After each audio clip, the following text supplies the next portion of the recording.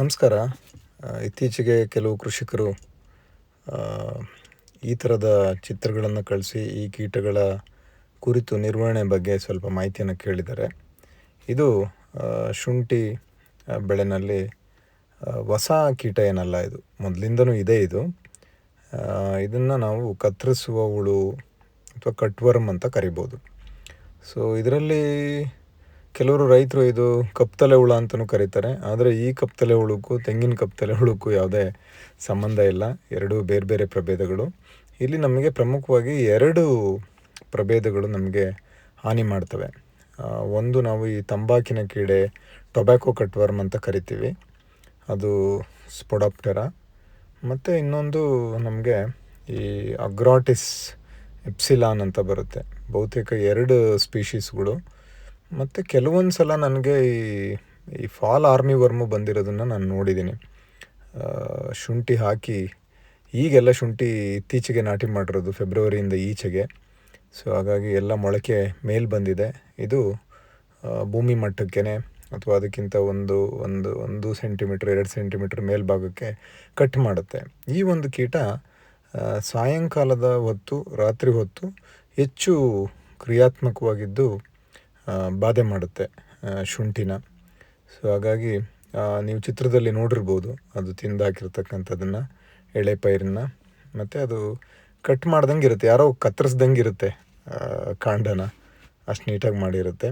ಬೆಳಗ್ಗೆ ಹೊತ್ತು ಜಾಸ್ತಿ ಇದು ತಮಗೆ ಗಮನಕ್ಕೆ ಬರಲ್ಲ, ಆದರೆ ಕಟ್ಟಾಗಿರೋದು ಗೊತ್ತಾಗುತ್ತೆ. ಆದರೆ ಅದ್ರ ಹಿಕ್ಕೆಗಳು ಹುಡುಕಿದ್ರೆ ನಿಮಗೆ ಸಿಗುತ್ತೆ. ನಾವು ಇದಕ್ಕೆ ಕಟ್ವರ್ಮ್ ಅಂತ ಕರಿತೀವಿ.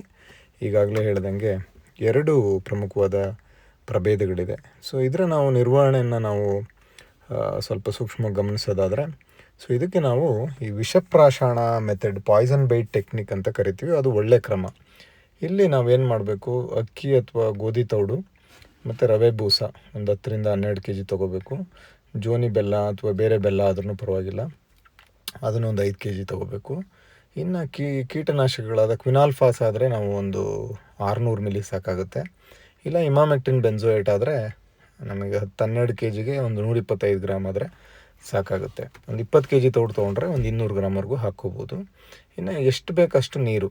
ಸೊ ಈ ಎಲ್ಲ ಮಿಶ್ರಗಳನ್ನು ನಾವು ನೀಟಾಗಿ ಮಿಕ್ಸ್ ಮಾಡಿಕೊಂಡು ಸ್ವಲ್ಪ ಅದಕ್ಕೆ ನೀರು ಚಿಮುಕಿಸಿ ಅದನ್ನೆಲ್ಲ ನಾವು ಚೆನ್ನಾಗಿ ಮಿಶ್ರಣ ಮಾಡಿ ಇಡಬೇಕು. ಆದರೆ ಅದನ್ನು ಪ್ರೆಸ್ ಮಾಡಿದ್ರೆ ನಾವು ನೀರು ಸೋರಂಗಿರಬಾರ್ದು.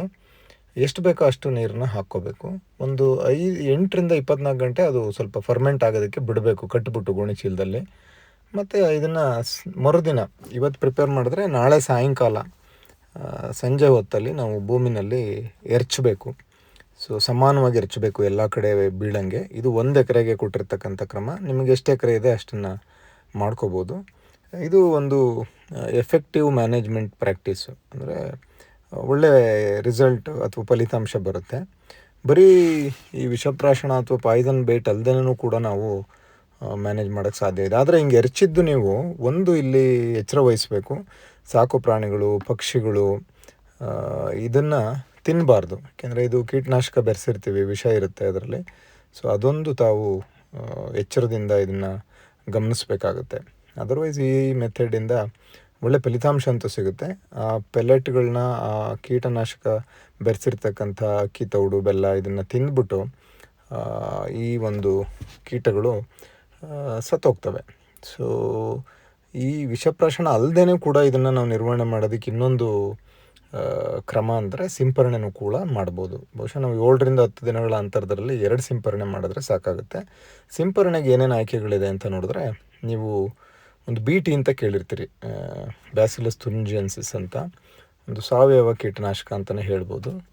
ಮಣ್ಣಿನಿಂದ ಎಕ್ಸ್ಟ್ರಾಕ್ಟ್ ಮಾಡಿರ್ತಕ್ಕಂಥ ಬ್ಯಾಕ್ಟೀರಿಯನು. ಅದು ಡೈಪೆಲ್ ಅಂತ ಕಮರ್ಷಿಯಲಾಗಿ ಸಿಗುತ್ತೆ, 1 ml/L.